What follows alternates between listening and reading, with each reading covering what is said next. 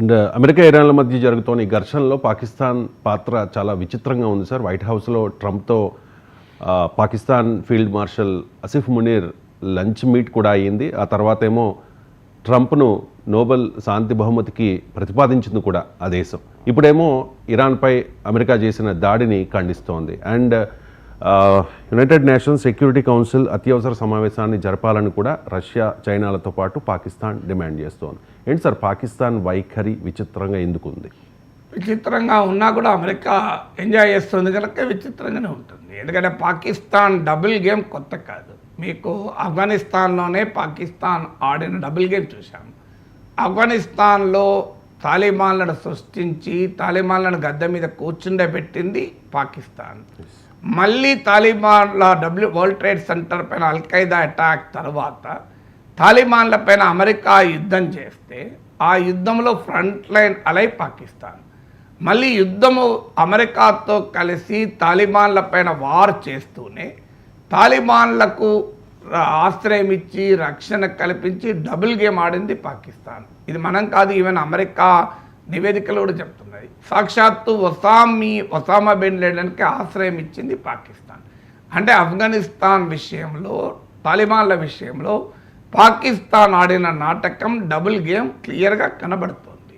ఇప్పుడు రెండవసారి ఇరాన్ విషయంలో ఆడుతోంది. ఇరాన్ విషయంలో ఒకవైపు ఏమో అమెరికా అధ్యక్షుడిని కలిసి వచ్చి ఆ ఇరాన్ పైన అమెరికా అనుదాడికి ఒక 2-3 డేస్ ముందు అసీం మునీర్ అమెరికా వెళ్ళాడు.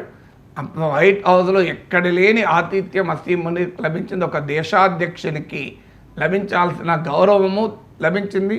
ప్రపంచంలో అత్యంత శక్తివంతుడైన డొనాల్డ్ ట్రంప్ అమెరికా దేశాధ్యక్షుడు it is a honour to meet Asim Munir అన్నాడు. ఇంత జరిగింది. ఇరాన్తో జరగబోయే అమెరికా దాడి గురించి అసీం మునీర్తో ట్రంప్ చర్చించలేదని అనుకుందామా? ఎందుకంటే ఇరాన్ పైన దాడిలో ఈవెన్ పాకిస్తాన్ హెల్ప్ కూడా చేసింది అని కూడా వార్తలు వస్తున్నాయి. కొన్ని రిపోర్ట్ల ప్రకారం అమెరికన్ బాంబర్ ఫ్లైటర్స్ పాకిస్తాన్ వైపు నుంచి వచ్చాయని. So we really don't know ఏం జరిగింది అనేది. ఒకవేళ రేపు గ్రౌండ్ ఇన్వేషన్ కనుక చేయాలనుకుంటే, ఎందుకంటే రిజీమ్ చేంజ్ అంటే ఇరాన్లో ఉన్న అధికార వ్యవస్థల్ని మార్చాలి అనుకుంటే ఇరాక్ ద్వారా, లిబియా ద్వారా, ఎయిర్ ఫోర్స్ ద్వారా సాధ్యం కాదు. ఎక్కడ కూడా ఎయిర్ ఫోర్స్ ద్వారా సాధ్యం కాదు.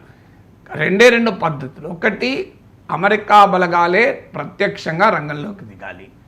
లేదు, అక్కడున్న రిబెల్స్ను ప్రోత్సహించి వారైనా అధికారాన్ని చేపట్టేలా చేయాలి. ఇప్పుడు ఇరాక్లో, లిబియాలో మొదటి పని చేసింది డైరెక్ట్గా అమెరికన్ ట్రూప్స్. నాకు గుర్తున్నంత వరకు 160,000 బలగాలు అనుకుంటారు.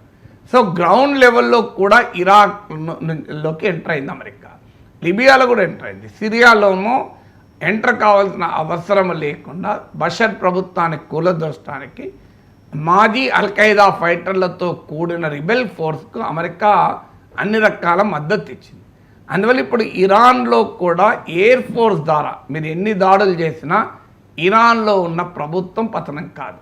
అందువల్ల ఇరాన్లో రిజీమ్ చేంజ్ లక్ష్యమైనప్పుడు గ్రౌండ్ ఇన్వేషన్ అవసరం ఉంటుంది. గ్రౌండ్ ఇన్వేషన్కు పాకిస్తాన్ ఒక మార్గం. ఎందుకంటే పాకిస్తాన్కు ఇరాన్కు మధ్య 900 కిలోమీటర్స్ బార్డర్ ఉంది. ఆఫ్ఘనిస్తాన్ మీకు ద్వారా కన్నా కూడా పాకిస్తాన్ ద్వారా వెళ్ళే అవకాశం ఉంటుంది. సో అందువల్ల పాకిస్తాన్ను రిజర్వ్లో అమెరికా పెట్టుకొని ఉందా అని అనుమానం కూడా వస్తుంది. అలాంటి సమయంలో పాకిస్తాన్ అమెరికా దాడిని ఖండించింది. పైగా United Nations Security council emergency meeting పెట్టింది. అంటే క్లియర్గా డబుల్ గేమ్ ఇక్కడ కూడా ఆడుతుంది. ఒకవైపు పాకిస్తాన్ అన్ని రకాలుగా ఇరాన్పై దాడికి అమెరికాకు సహకరిస్తూ, మరోవైపు ఏమో తన డొమెస్టిక్ కాన్స్టిట్యున్సీ అంటే తమ ప్రజలు మభ్యపెట్టేందుకు తామేదో అమెరికాకు వ్యతిరేకంగా ఇస్లామిక్ రిపబ్లిక్ ఆఫ్ ఇరాన్కు మద్దతుగా ఇస్లామిక్ రిపబ్లిక్ ఆఫ్ పాకిస్తాన్ ఉన్నట్లుగా నటిస్తుంది. ఇది అందువల్ల సేమ్ తాలిబాన్ల విషయంలో ఆడిన డబుల్ గేమే ఇక్కడ కూడా ఆడుతుంది. మీకు అందుకే ట్రంప్ను నోబెల్ పీస్ ప్రైజ్కు పాకిస్తాన్ నామినేట్ చేసింది. సో పాకిస్తాన్ నామినేట్ చేసిందంటేనే ట్రంప్ గొప్పతనం ఏంటో అర్థమవుతుంది. సో పాకిస్తాన్ లాంటి ఒక దివాలా కోరు తీవ్రవాద దేశం, టెర్రరిస్ట్ కంట్రీ నామినేట్ చేసిందంటే అర్థం ఏంటి? పీస్ మేకర్గా ఒక రౌడీ వచ్చి ఒక గూండా వచ్చి నాగేశ్వర్ చాలా శాంతి కాముకుడు అని సర్టిఫికేట్ ఇస్తే నేను గర్వంగా ఫీల్ అవుతానా, చాలా ఈసడించుకుంటాను. వీడో గ్రౌండ్లో ఒక నలుగురు మర్డర్ చేసిన క్రిమినల్ వచ్చి Nageshwar is a great man, ఇది ఎ పీస్ మేకర్ అనడం కొన్నాను. నాకు జల్లు వార్తాయి శరీరం పైన.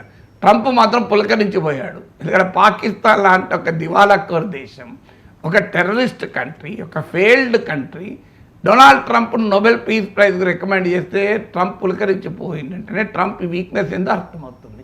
సో అందువల్ల అమెరికా వీక్నెస్ను, ట్రంప్ వీక్నెస్ను పాకిస్తాన్ ఎక్స్ప్లాయిట్ చేస్తుంది. ఇది ఒకటే కాదు, ఇప్పుడు చైనాకు పాకిస్తాన్కు ఉన్న నెక్సెస్ అమెరికాకు చైనాకు పడదు. ఇండో పసిఫిక్ ప్రాంతంలో చైనా వ్యతిరేక కూటమి అమెరికా కట్టాలనుకుంది. అందులో భారత ప్రభుత్వం కూడా భాగమైంది, భారతదేశం కూడా. అమెరికా నాయకత్వంలోని క్వాడ్లో ఇండియా మెంబర్, యుఎస్, జపాన్, ఆస్ట్రేలియాతో కలిసి ఇండియా కూడా అందులో మెంబర్. కానీ విచిత్రం ఏంటంటే పాకిస్తాన్ ఏమో అటు చైనాతో ఇటు అమెరికాతో రెండు దేశాలతో లాభపడుతోంది. అమెరికా నుంచి F-16 విమానాలు తెచ్చుకుంటోంది, చైనా నుంచి J-35, J-10 ఇలాంటి విమానాలు తెచ్చుకుంటుంది. అంటే ఏకకాలంలో అమెరికా చైనాలు కలిసి పాకిస్తాన్ మిలిటరైజ్ చేస్తున్నాయి. ఈవెన్ పాకిస్తాన్ న్యూక్లియర్ ప్రోగ్రామ్ కూడా అమెరికా సహకారంతోనే పాకిస్తాన్ ఈ స్థాయికి వచ్చింది. అందువల్ల మీకు అమెరికా చైనా విషయంలో సిమిలర్ డబుల్ గేమ్ పాకిస్తాన్ ఆడుతుంది. ఇలా పాకిస్తాన్ మిలిటరీ ఇంపోర్ట్స్లో 81% చైనా నుంచే. అలా తన శత్రు దేశము, తన ప్రత్యర్థి దేశమైన చైనా పైన ఆధారపడుతున్న పాకిస్తాన్కు అమెరికా ఎందుకు ఆయుధాలు ఇస్తుంది? ఆన్సర్ ఉండాలి కదా, లేదు. అలాగే మీకు రష్యాతో కూడా ఇదే డబుల్ గేమ్. మీరు ఉక్రెయిన్ పైన రష్యా దాడిని అమెరికా తీవ్రంగా ఖండించింది, ఉక్రెయిన్కు అన్ని రకాల సహకారాన్ని ఇచ్చింది. కానీ ఉక్రెయిన్ పైన పుటిన్ యుద్ధం చేసే రోజు పాకిస్తాన్ ప్రైమ్ మినిస్టర్ ఎక్కడ ఉన్నాడు? క్రెమ్లిన్లో ఉన్నాడు. So Pakistan was given respect in Kremlin. So Russia, China అంత కాకపోయినా రష్యా కూడా ఒకవైపు పాకిస్తాన్ రష్యాతో మంచి రిలేషన్ మెయింటైన్ చేస్తుంది, ఇది అమెరికాతో మంచి రిలేషన్ మెయింటైన్ చేస్తుంది.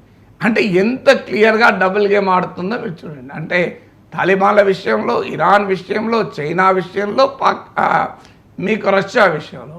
సో ఇటువైపు అటువైపు రెండుతో ఆడుతున్నా ఇంకా అమెరికా ఐ లవ్ పాకిస్తాన్ అంటుంది. So that is the ugly part of the entire story. ఇరాన్కు